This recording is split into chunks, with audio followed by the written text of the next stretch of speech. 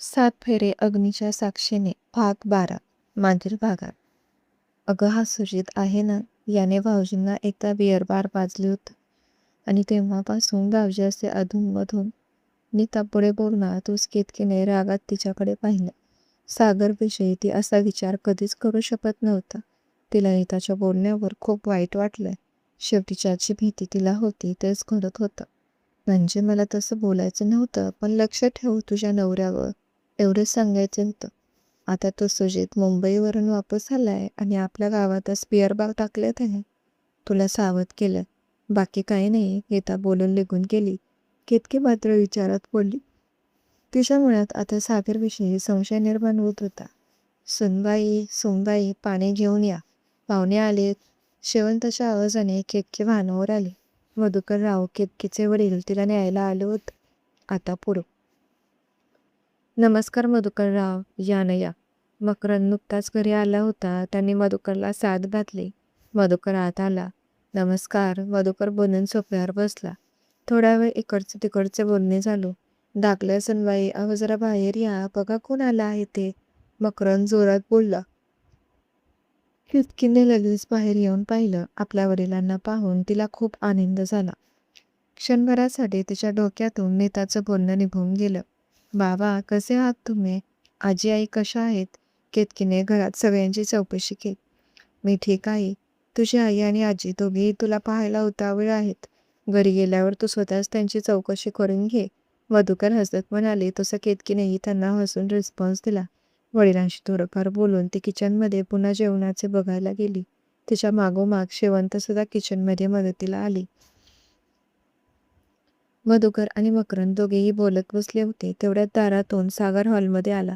त्याची नजर मधुकरवर पडली आणि आज केतकी तिच्या माहेरी जाणार आहे याची तिला पुन्हा जाणीव झाली.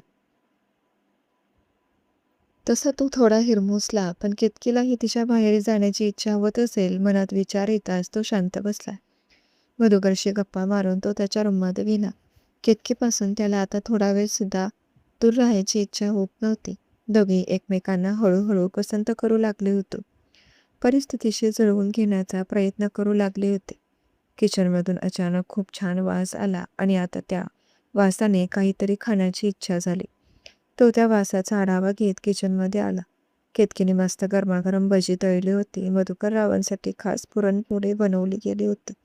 सागरने हळूच किचनच्या खिडकीतून डोकावून पाहिलं. शेवंत आणि नीता जेवणाची ताटं बनवण्याच्या तयारीत होत्या. त्याने केतकीला हळू आवाजात खुणावलं. श्श. केतकीला आवाज ऐकू आला. तिने आजूबाजूला पाहिलं, पण कोणीच दिसत नव्हतं. भास झाला असेल म्हणून तिने दुर्लक्ष केलं, पण तिला पुन्हा दुसऱ्यांदा आवाज आला. केतकी. सागरने पुन्हा आवाज दिला तसं केतकीची नजर किचनच्या समोरील विंडोवर पडली. तिला खिडकीत सागर उभा दिसला. तो कोणाला दिसणार नाही अशा पद्धतीत उभा होता. त्याला आतून केतकीला भेटायची अतोनात इच्छा होत होती, पण केतकीने त्याला पाहून न पाहिल्यासारखं केलं. कदाचित तिने लक्ष दिलं नसेल म्हणून सागर आणखी समोर जाऊन बोलला, पण यावेळी केतकीने त्याच्याकडे बारीक नजर करून रागात पाहिलं आणि ती तेथून जाणून बुजून हॉलमध्ये निघून गेली. हिला काय झालं अचानक? सकाळपर्यंत ठीक होती. बिचारा सागर तिच्या पाठवर आकृतीकडे विचार करत तिलाच पाहत होता. सागर झालं का? जेवायला ये. मकरंदचा आवाज आला तसे सागरने उसासा सोडला आणि तो हॉलमध्ये आला. जेवतानाही केतकीने सर्वांना आलटून पालटून जेवायला वाढलं, पण तिने सागरकडे ढुंकूनही पाहिलं नाही. तिचं वागणं आता मात्र सागरच्या चांगल्याच लक्षात आलं. आता मात्र त्याला जेवण जाणार नव्हतं. त्याने त्याचं कुसंबसं पुऱ्यातील संपवलं आणि हात धुवून बाजूला झालं. नीता मात्र आतून खुश होती. सागर आणि तिच्यामधील होणारी गपजोप तिला बरोबर समजत होता. पहिलाच फासा बरोबर पडला याचं तिला समाधान झालं होतं. बस अजून 1-2 मोठे फासे टाकले की मग केतकी स्वतःहून हे घर सोडून जाईल. मग या घरची एकुलती एक मालकीण मी असेल आणि मालक माझा नवरा रमेश. नीता मनातच स्वप्न रंगवत होती. तिने विचारात रमेशला आमटी वाढायला घेतली. सुनबाई, अगं लक्ष कुठं आहे तुझं? त्याचं जेवायचं झालंय, किती वाढतंयस तू? शेवंताने टोकलं. तुझं नीता भानावर आली. तिने खाली पाहिलं. रमेशचं जेवायचं झालं होतं. त्याने ताटात हात धुतला होता आणि नीताने त्याच ताटात आमटी वाढली होती. सासूबाई, ते चुकून झालं. मला भाऊजींना आमटी वाढायची होती, पण मी घाईत यांनाच वाढली. निदाने कसंबसं विषय आवरता घेतला. उगीच पाहुण्यांसमोर घरात क्लेश नको म्हणून शेवंताई गप्प बसली.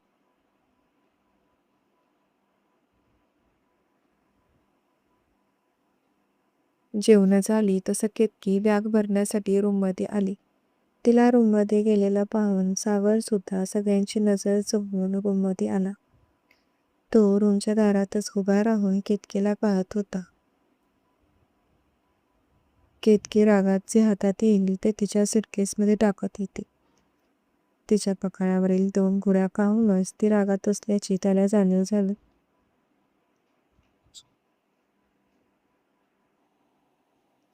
तिला काय झालं असेल? मगापासून बोलतो, काहीच सांगत नाही मला. मला किती त्रास होतोय तुझ्या वागण्याचा केतकी. पण माझं जाऊ दे. तुझ्या नाकावर राग असला ना तरी देखील तू खूप सुंदर दिसतेस केतकी. सागर तिथेच उभा राहून तिला ऑब्झर्व करत होता. हॉलमध्ये मधुकर आणि मकरंदची पूर्ण फॅमिली बोलत बसली होती. सागर सोडून. तिने तिचं साबण पॅक केलं आणि फ्रेश होऊन ती बाहेर यायला निघाली. तोच सागरने दाराला हात लावून तिची वाट ठरवली. केतकीची पावलं त्याला पाहून जागेवरच थांबली. समोर सागरला पाहून केतकीने पुन्हा कपाळावर आट्यांचं जाळं ओढून घेतलं, जे त्याच्या नजरेतून सुटलं नाही. नक्कीच ही माझा रागराग करत आहे, पण का? कशासाठी? मी अशी काय चूक केली? सागर तिच्याकडे पाहत मनातच विचार करत होता. केतकी, काय झालं तुला? मगाशी तर ठीक होतीस. मग आता असं अचानक काय झालं तुला? सागरने शेवटून राहून विचारलं, पण सध्या केतकीला त्याच्याशी काहीच बोलण्याची इच्छा नव्हती. बाजूला व्हा सागर, माझा रस्ता अडवू नका. तिने त्याच्या नजरेला नजर न दाखवता खाली पायात उत्तर दिलं. तिचं अचानक बदललेलं वागणं त्यांना सहन होत नव्हतं. त्यात ती माहेरी चालली होती. सागरला आता तिच्या वागण्याचं टेन्शन आलं. त्याने तिच्या हाताला धरून तिला भिंतीवर ढकललं आणि तो तिच्या अंगावर आला. अचानक घडणाऱ्या प्रसंगामुळे केतकी घाबरून गेली. तिने त्याच्या नजरेत पाहिलं. त्याच्याविषयीचं त्याच्या मनात असणारं प्रेम तिला दिसत होतं. पण निताने टाकलेला संशयिक जाणल्यामुळे तिला तिच्याच नजरेवर विश्वास बसत नव्हता. केतकी प्लीज, असे गप्प नको बसू. हवं तर भांड, रागात बोल, पण असं गप्प नको बसू. सागर कसा बोलला त्याचा कंठ दाटून आला. त्याने केतकीला त्याच्या मुठीत घेतलं. त्याचे गरम श्वास तिच्या पानावर पडले आणि ती तेवढ्यानेच त्याच्या मिठीत शारली. तिचे डोळे बंद होत होते, पण तेवढ्यात शेवंताचा आवाज आला. बाहेरून मधुकर तिला घेऊन जाण्यासाठी वाट पाहत होता. तिने पूर्ण तापत एकवटून सागरला दूर लोटलं. तसं सागर तिच्या मिठीतून बाजूला झाला. त्याचे डोळे रडून लाल झाले होते. तुम्हाला खरंच माहीत करून घ्यायचं आहे ना? तर मग मला माझ्या प्रश्नाचं खरोखर उत्तर द्या. सांगा, तुम्ही ड्रिंक करता का? मी तुमच्या आयुष्यात यायच्या अगोदर तुम्ही कधी ड्रिंक केलं का? केतकी धारदार कटाक्षी सागरवर टाकत म्हणाली. त्याला तर काय वादळ आलं आहे काहीच माहीत नव्हते. तो तसाच तिला एकटक पाहत होता. ती असं अचानक का विचारत आहे? आता तिला काय उत्तर द्यावं? कसं समजावून सांगावं? तिच्या मनात आपल्याविषयी अचानक शंका निर्माण झालीच कशी? याचं त्याला आश्चर्य वाटत होतं.